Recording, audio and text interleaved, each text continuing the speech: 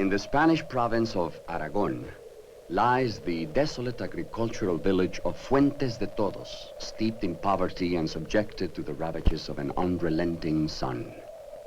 Fuentes de Todos, which means everybody's fountains, an ironic reminder that at least the water can be shared by all. So it is, and so it has always been.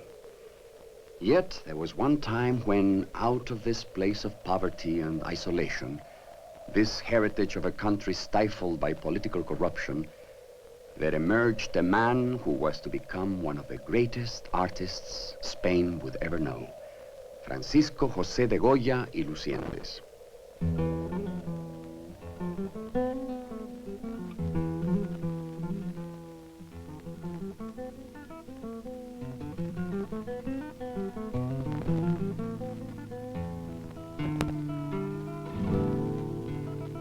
In this bleak village, Goya was born.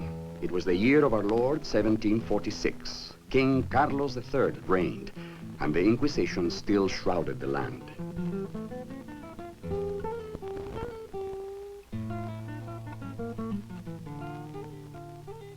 Here Goya spent his early years. José Goya, his father, was a gilder. His mother, Doña Gracia Lucientes, was of minor Spanish nobility.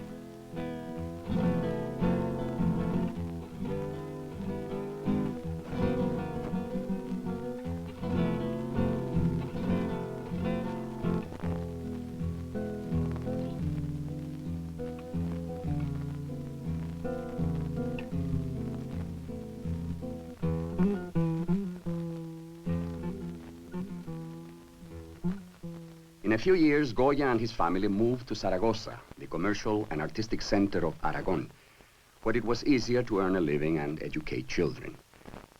Never known to be a good student, Goya was encouraged to develop his early interest in drawing by studying under a local master, José de Luzán y Martínez. At 17, the ambitious young Goya left for Madrid, where he hoped to earn his reputation. For years, there had been no significant artistic innovations in Spain. But now, in court circles, there was a new concern about art. King Carlos III, wanting to embellish the newly built royal palace, summoned to the Spanish court two famous artists from Italy. They represented separate and distinct styles and were to compete for the monarch's favor. The Venetian Giovanni Battista Tiepolo was commissioned to decorate various rooms in the palace. His Rococo decorations were airy compositions, full of movement and freely painted in light, glowing colors. Anton Raphael Mengs, German by birth, was a neoclassicist. His style of a more formal type of portraiture so impressed the king that he appointed Mengs director of the Royal Academy of San Fernando, which exercised strict authoritarian control over the fine arts.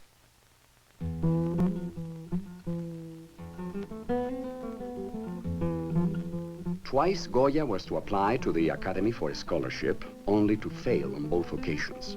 Eager to learn the accepted style of the court, he began to study with a painter of the king, Francisco Goya, whose sister he would later marry. After a journey to Rome, where he learned the art of fresco, Goya returned to Zaragoza. Soon he received his first commission to decorate the vault for the church of the Virgen del Pilar. His work was well received and more commissions followed. As Goya's popularity increased, he became one of Aragon's leading artists. In 1773, marriage to Josefa Valleu. It was later said of their relationship, in the 38 years of his married life, his wife passes like a shadow, all but unperceived.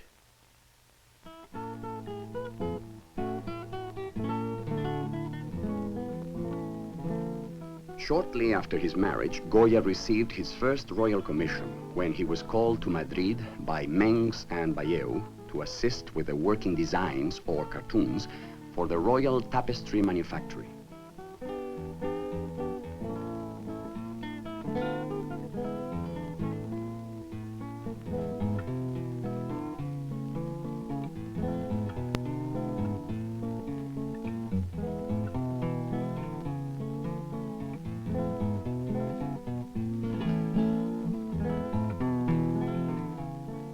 By order of the king, traditional biblical and mythological themes were to be discarded in the tapestry designs. Instead, the compositions were to be based on the pleasures and realities of contemporary Spanish life.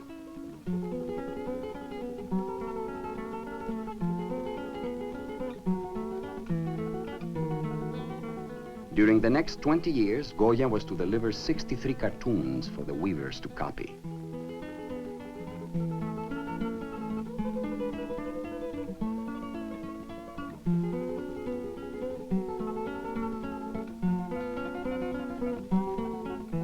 The cartoons, actually oil paintings on canvas, reveal Goya's rapid development from a stilted, somewhat awkward style influenced by Mengs and Bayeu to a lighter, more decorative and more naturalistic idiom.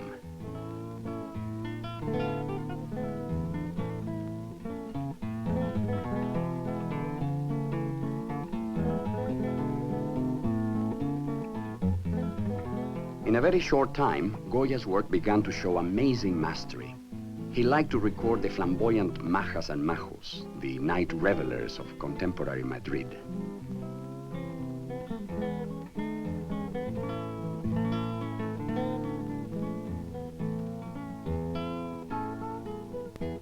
He also began to look at the humbler aspects of Spanish life with the keen observation that he would employ throughout his career.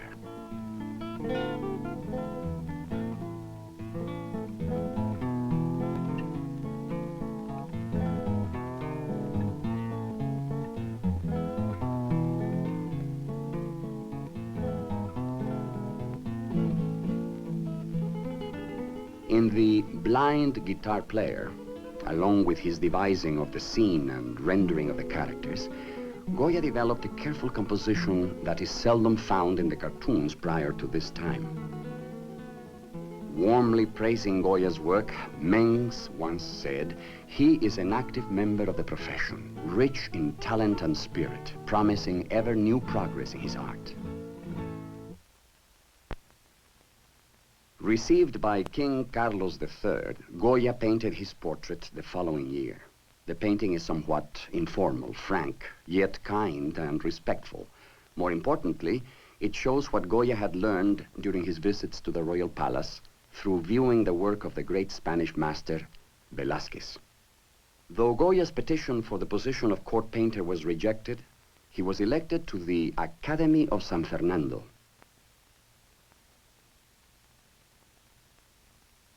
Increased recognition came with a commission to paint the Sermon of Saint Bernard for the Church of San Francisco el Grande in Madrid.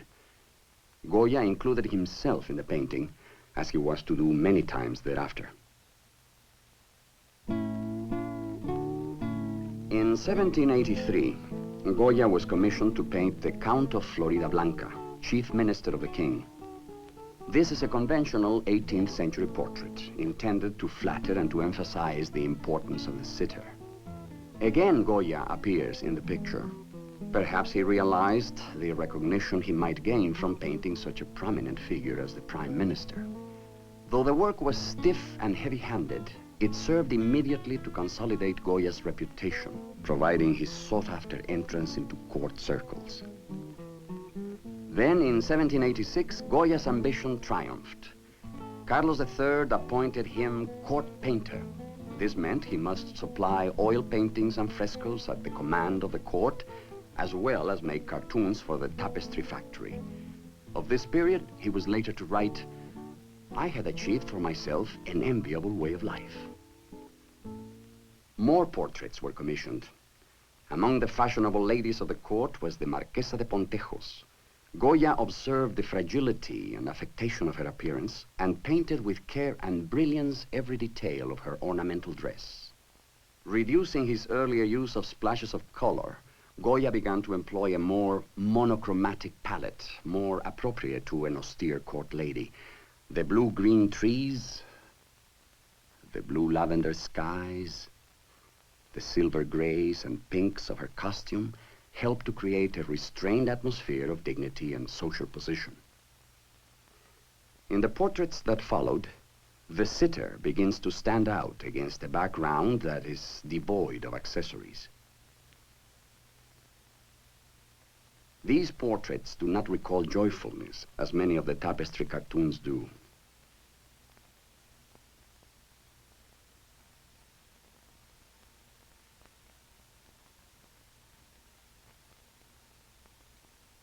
Now they begin to contain what would become intrinsic in Goya's work, a closer, more critical look at reality and the inner character of his sitters.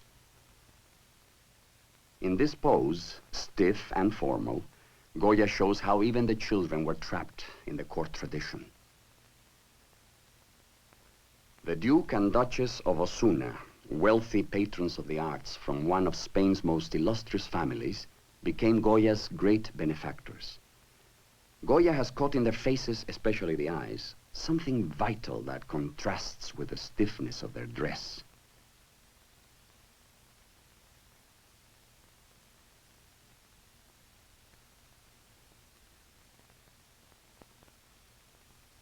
Even when Goya painted children, he revealed the restraint and aristocratic dignity of the age.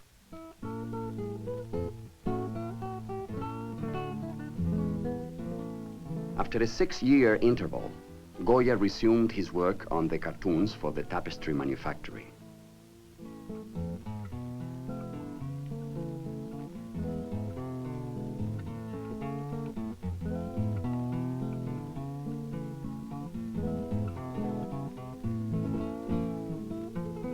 He began to paint with increased independence.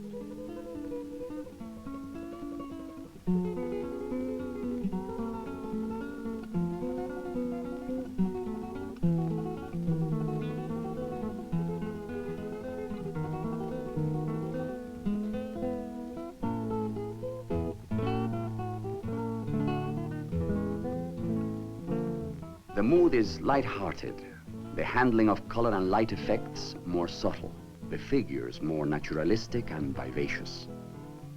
Yet in some of the cartoons, there seems to be a profound change in the painter's spirit as he depicts the harsher realities of everyday life.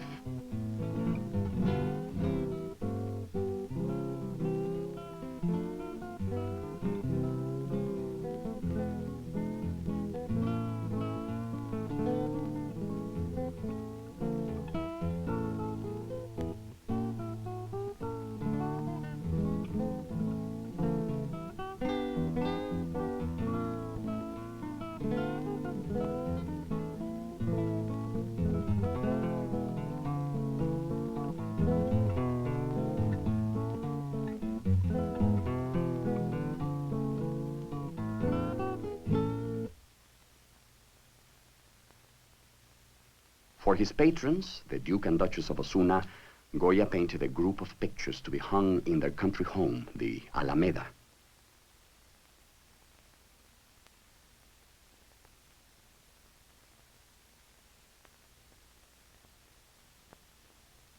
Although these paintings indicate the same luminosity and acute observational sense that Goya brought to the finest of his cartoons, they reflect even more than usual a grace and lightness.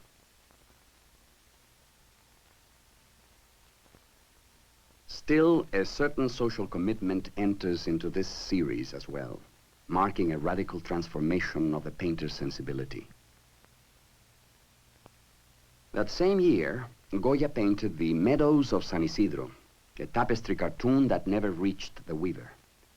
Enormous and masterly, it was the greatest of all his designs.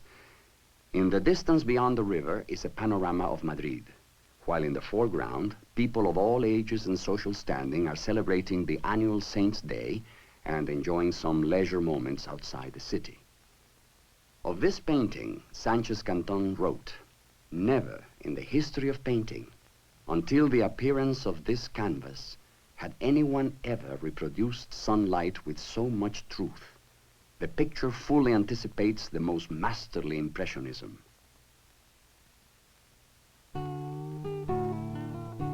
When Carlos IV came to the throne in 1789, Goya realized his dream. He was appointed first painter of the royal household. with all privileges, including that of being called Excellency. Goya painted himself as a self-assured, elegantly dressed artist standing before his easel. In order to paint into the night, he attached some candles to his headband. "My brush must not see more than I do," he said. Goya was in such demand to do portraits that his duties at the tapestry manufactory were neglected. Criticized by the director, Goya obliged him with the last of his cartoons.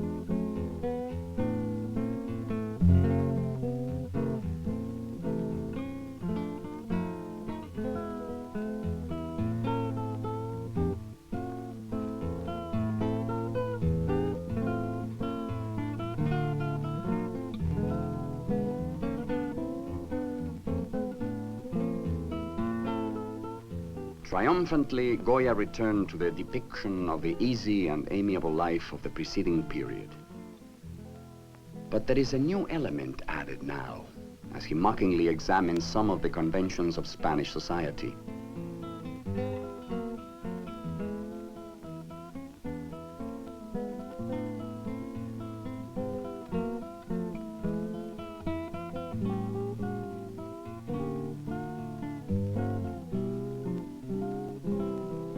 A wedding procession is Goya's stab at marriages of convenience, which were very prevalent in Spain at the time.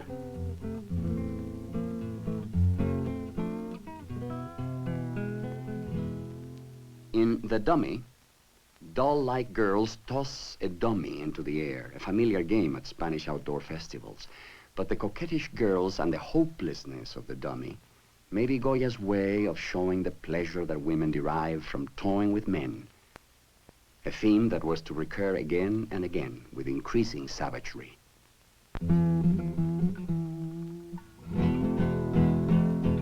Then, in 1792, the tragic, paralyzing illness that was to leave Goya incurably deaf. But silence was not to be his constant companion, for inside his head were roaring noises, terrifying buzzings that sometimes drove him close to madness. Something changed then in his paintings. They became satirical and bitter. A new kind of reality was tearing at him. He wrote to the director of the Academy that he was now dedicating himself to making observations that ordinarily find no place in commissioned works, in which caprice and invention are not given much freedom. Goya had now given up aiming to please and painted what he chose, dramatizing the conflicts within man's soul.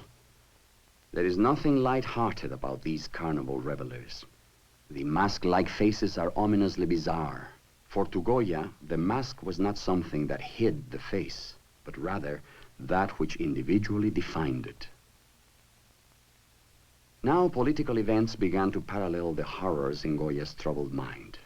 Carlos IV, fearful that the revolution in France might spread to Spain, had dismissed or imprisoned all men of liberal or enlightened ideas. Among them were some of Goya's closest friends. In spite of his wealth and position in court circles, Goya could no longer feel that life was secure or pleasurable. The smiles of amiable ladies and gentlemen in his earlier works have dissolved into torture-contorted expressions. Subject matter and technique joined to form a new style, peculiar to Goya and alien to the period. The brushwork has become harsh and jagged, almost feverish. There are clots of pigment. A new violence appears, both tragic and grotesque.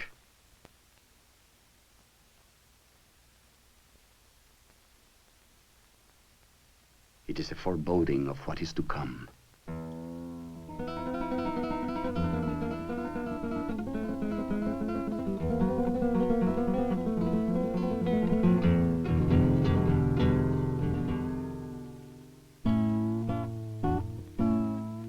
Possibly for economic reasons, Goya returned to portraiture. Here, the Duke of Alva, withdrawn, elegant, and like so many Spanish aristocrats, oblivious to the increasing political tensions of Europe. His wife, the proud and eccentric Duchess of Alva, who was to become a prime figure in Goya's personal life.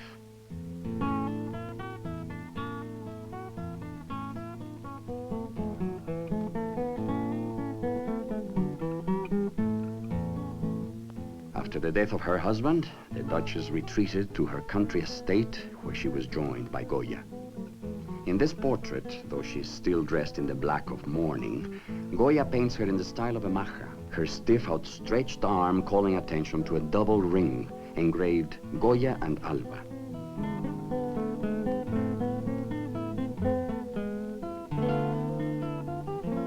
The notorious Duchess, playing out her dramatic role, caused Goya much suffering from the torment of his love for her and the frustrations of her inconstancy.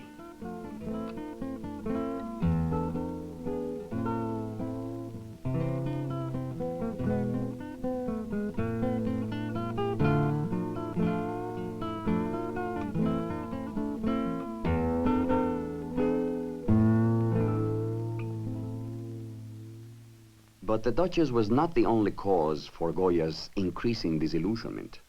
For under the new king, Spain had deteriorated to the point where the external world seemed to Goya an intensified extension of his own inner turmoil. This turning inward led him to devote himself assiduously to drawing, no longer as an aid to study, but as a goal in itself, the full expression of his inspiration.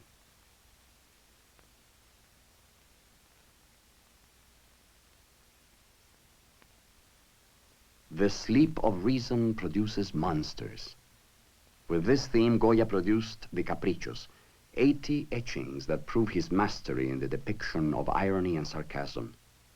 Here the artist is asleep with his head on the table, while the monsters of irrationality hover in the air above him. Assaulting man's hypocrisy and woman's fickleness, crying out against society's stupidities and the clergy's inhumanity, Goya made Spanish caricature into an art. Instead of putting masks on his characters, he wedded mask to face. They have now become one. As the series progresses, Goya's images become more and more distorted, as though he is glimpsing another world.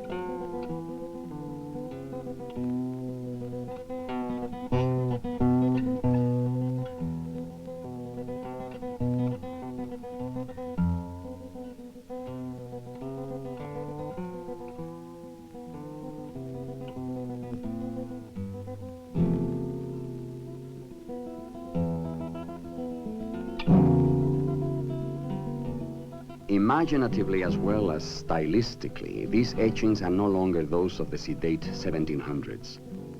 For with his artistic indictment of Spanish society, Goya has now stepped forward into the 19th century.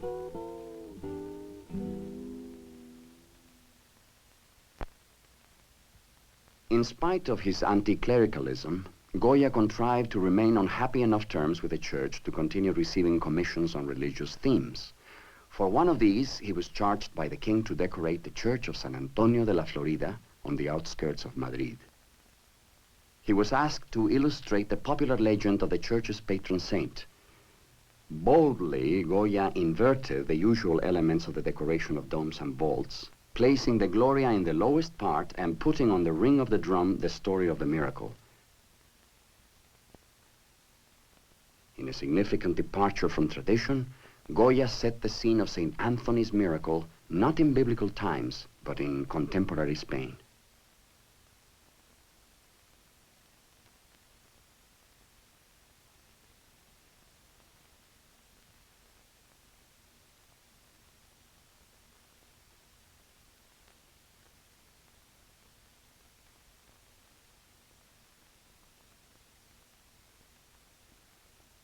Surrounding St. Anthony, instead of the conventional saints, are the people from the streets of Madrid, who become actually more fascinating than the miracle that is being performed. In this religious scene, Goya has incorporated his continually developing interest in a deeper, more penetrating perception of humanity.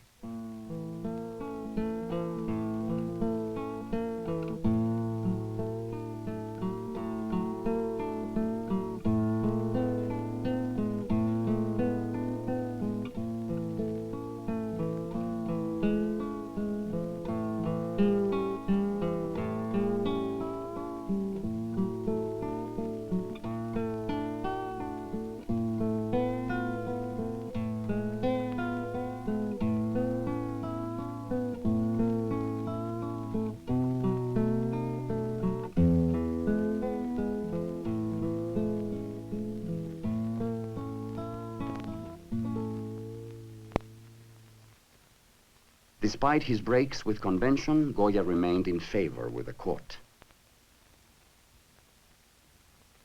He painted the Queen Maria Luisa and her favorite, the unscrupulous Godoy, whom she had appointed chief minister of state.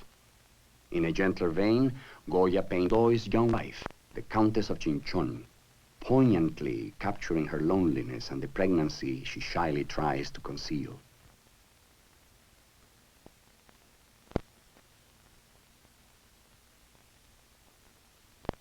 In this portrait, Goya immortalizes the popular actress La Tirana at the peak of her career.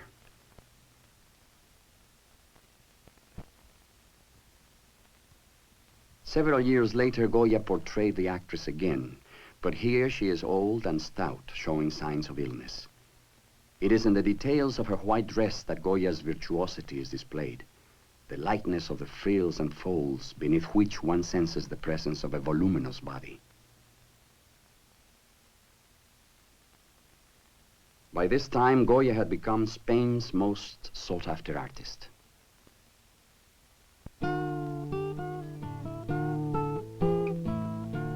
But as Goya's fortunes rose, the Spanish monarchy moved towards doom.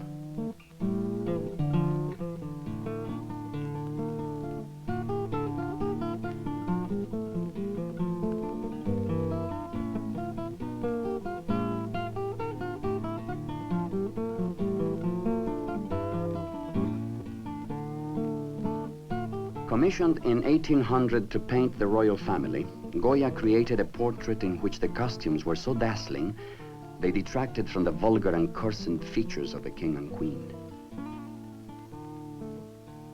Carlos IV stands, as he did in life, in the shadow of his wife, the ruthless Maria Luisa. With her piercing eyes, she dominates the scene as she did her family and her country.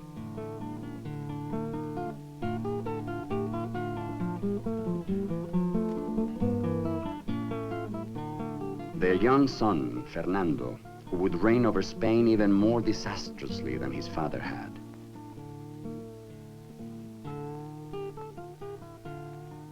Goya peered beneath the surface to reveal the true character of these subjects. But they saw only their rank and their silks and jewels. They are like bad actors on a stage, frozen in vanity and pretense.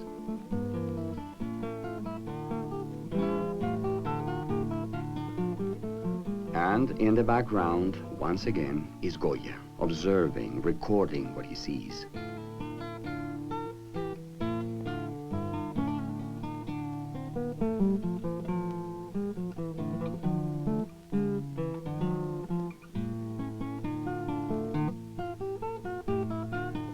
There is a decided uneasiness in this scene, a cogent reflection of the intrigue and upheaval of the times.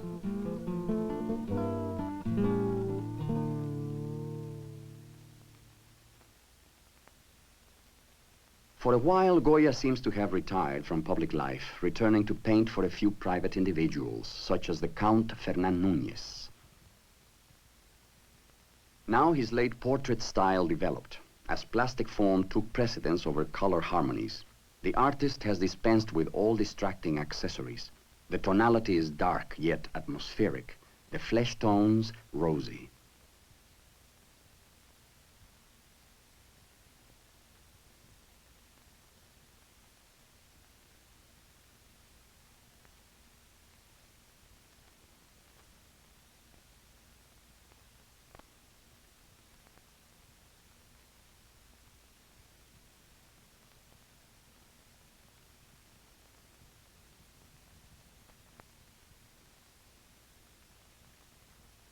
Though the painting of nudes was frowned upon in Spanish society, Goya again departs from tradition with this painting of the nude maja. Yet in the way that the folds of her dress suggest the contours of her body, the clothed maja almost seems to outdo her naked counterpart in sensuality.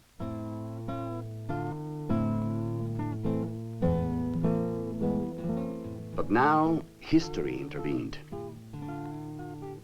Spanish aristocrats could no longer avoid the turbulent political events that were spreading throughout Europe.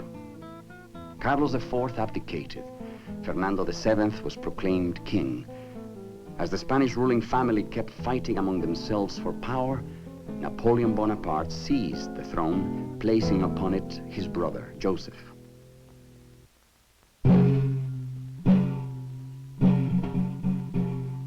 On the 2nd of May, 1808, the people of Madrid attacked the occupying French troops.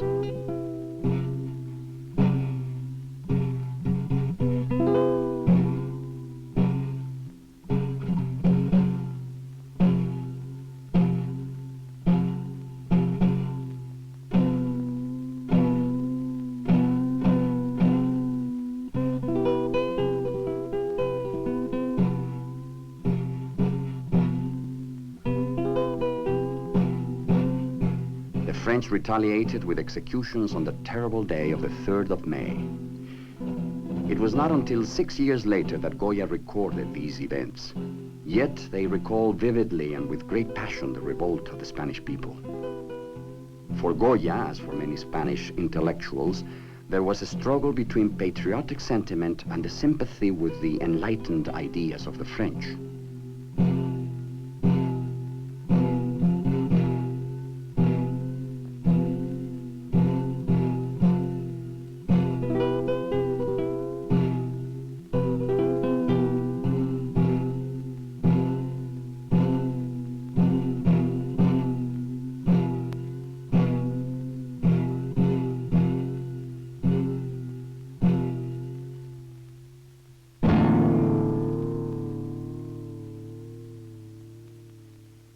Finally, there was no ambivalence. As war spread, fear, desolation, misery, death, all began to rise over Spain like a giant fist, poised to smash all that lay in its path.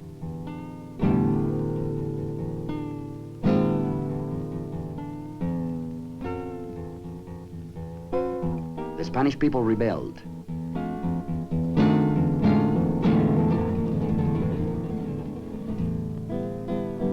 The Powder Grinders is a grim vignette of the guerrilla warfare that had broken out all over Spain.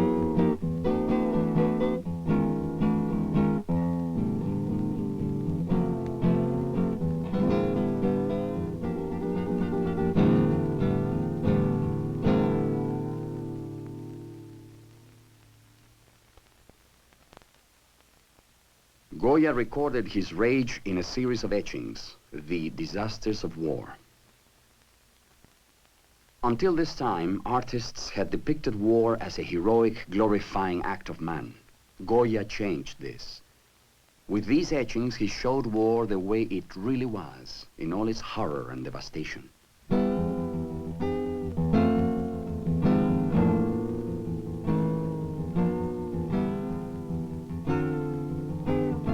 The French tortured and mutilated their prisoners, hacking bodies to pieces even after the men were dead.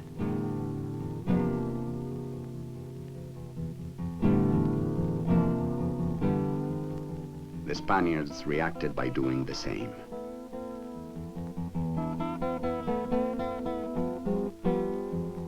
Women are violated, civilians massacred, children left to starve. The mangled bodies of the dead are piled like rotting garbage.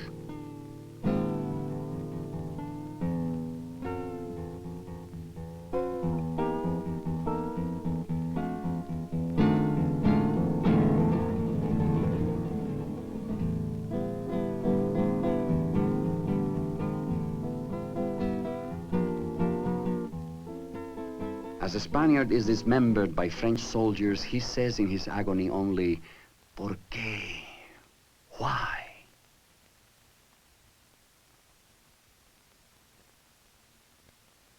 Reason has indeed disappeared, as Goya had predicted in his Caprichos. Men had turned into monsters.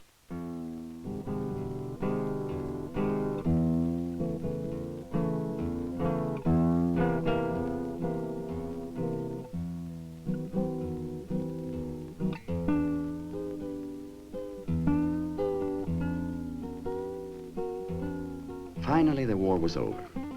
The French withdrew, leaving behind them a country divided, destroyed, sunk in misery.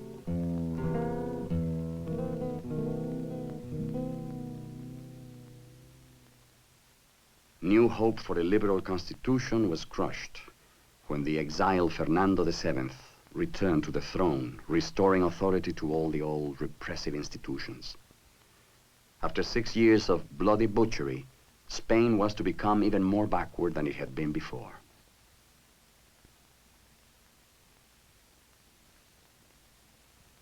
For Goya, the disappointments of the post-war period proved difficult. There were few works for him to do at court. His wife had died, and many of his friends were dead or exiled. For distraction, Goya turned to the corrida. A known aficionado, Goya had often painted bullfight scenes in the past.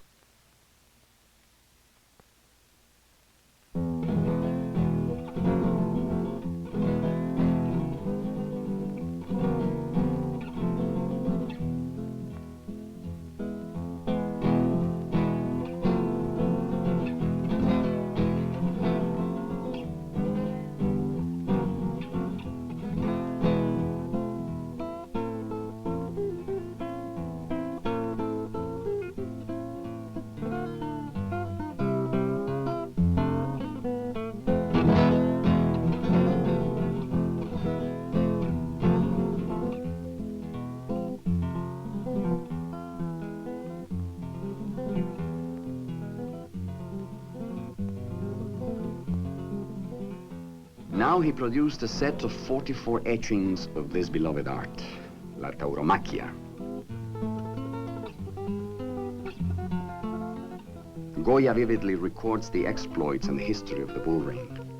The etchings are, as Aldous Huxley writes, little masterpieces of documentary art.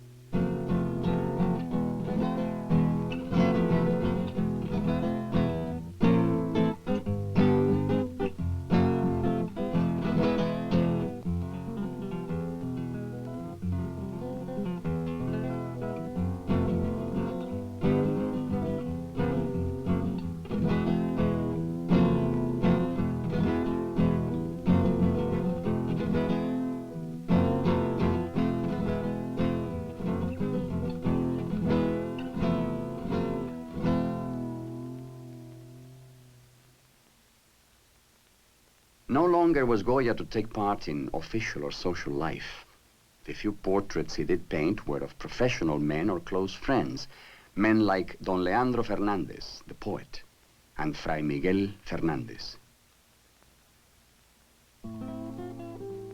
But sometimes Goya remembered the fascination and beauty of the Majas of Madrid, who had appeared so often in his tapestry designs 30 years earlier, an echo of old gaieties.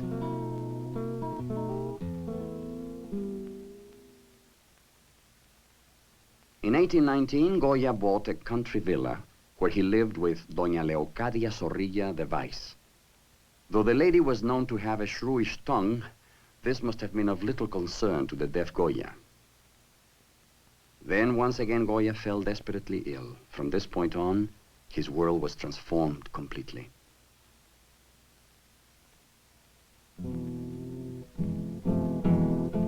Here in his home, Quinta del Sordo, the house of the deaf man, his tormented dreams flourished, haunting all his waking hours. He recorded these visions on the walls of his house.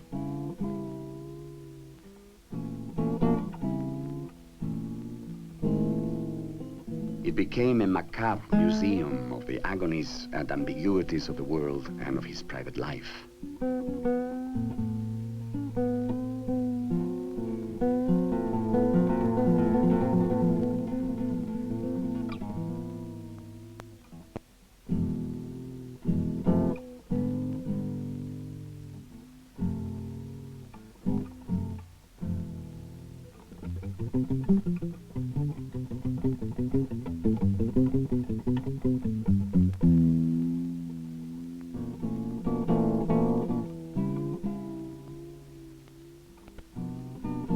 These are Goya's pinturas negras, his black paintings.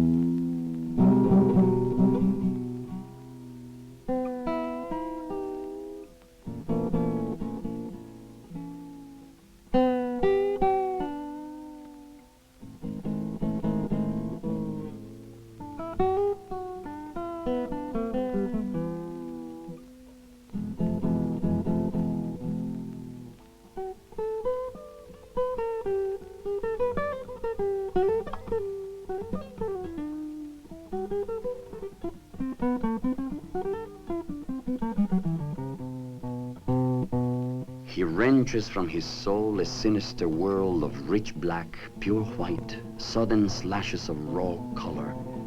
A world of outlines and blotches where specific features are obscured by a creative imagination, exposing the dark forces of the human experience.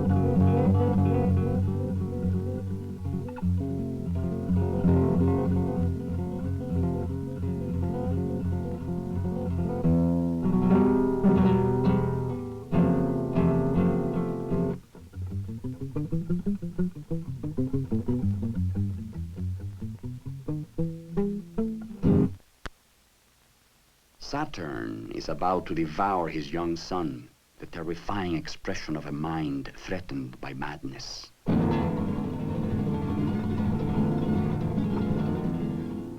Saturn, or Kronos, symbol of time, devours all things. Our world, our works, ourselves. Perhaps Goya's vision is not madness at all, but a vision of terrible truth, bearable only when it can be expressed.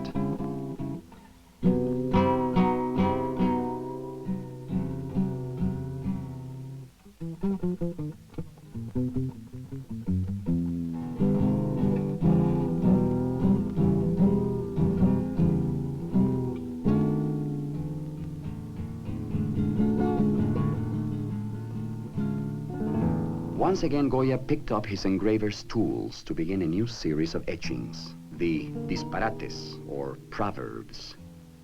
20 years separate the Disparates from the earlier Caprichos.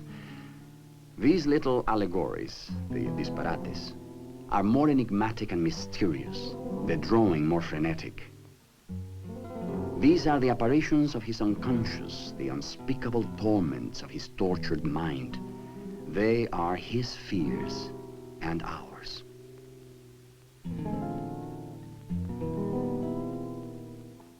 As André Malraux has said, undoubtedly Goya has shown himself in these works to be the greatest interpreter of anguish the West has ever known.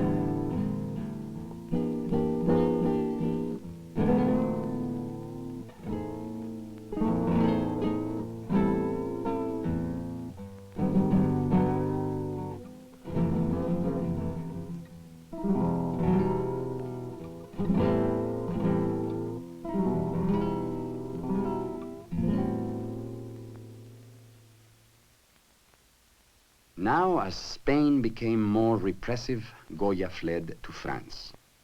An old man now, his sight failing, he settled with Leocadia in Bordeaux. In his last years, he painted the Milkmaid of Bordeaux, revealing an entire palette of translucent greens and blues that blend and flow together.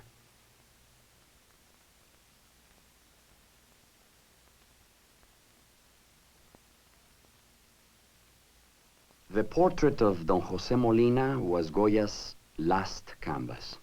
This was the fierce Goya of before, slashing the canvas with his brush, masterfully building up features in rugged planes of color. Vicente Lopez painted this portrait of Goya shortly before Goya's death in Bordeaux in 1828. José Martínez Ruiz, in honoring Spain's three greatest artists, wrote, "Facing reality, Velázquez sees in it what he really sees. El Greco sees in it what he does not see in reality. Goya sees in it what nobody sees." Goya had painted his Spain, capturing forever its evils and its innocence. From his dreams and tortured nightmares came an art broken free from old restraints and conventions. He had paved the way into the 19th century, and now modern art could begin.